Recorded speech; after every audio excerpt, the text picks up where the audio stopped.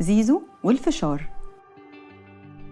أول ما جرس الفسحة ضرب، زيزو وأصحابه وقفوا مع بعض وابتدوا يتكلموا عن الفيلم اللي شافوه في السينما في الرحلة امبارح.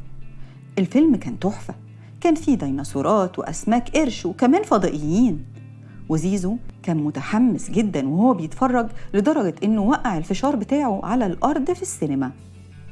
كل واحد كان بيحكي عن أكتر حتة عجبته في الفيلم، بس زيزو ما كانش قادر يستنى لحد ما يخلصوا عشان يحكي لهم على اللي حصل له في الفشار.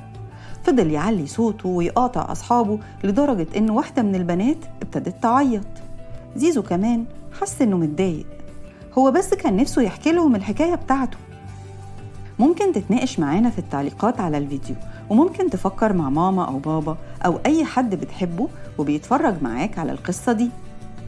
تفتكر إيه اللي حصل دلوقتي؟ إيه اللي عمل المشكلة؟ وليه البنوتة عيطت؟ يا ترى زيزو عمل حاجة غلط؟ وأصحاب زيزو كان رأيهم إيه في تصرفاته؟ احكي لنا بتحس بإيه لما بتكون وسط مجموعة كبيرة؟ هل ساعات بتحس بصعوبة إنك تسمعهم أو إنك تفتكر تستنى دورك؟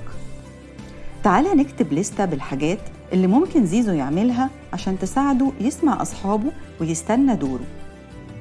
إيه رأيك تبص عليها وترسم دايرة حوالين الأفكار اللي ممكن تساعدك أنت كمان؟ هنستنى حكاياتكم في التعليقات، واستنونا في قصة جديدة من يوميات زيزو.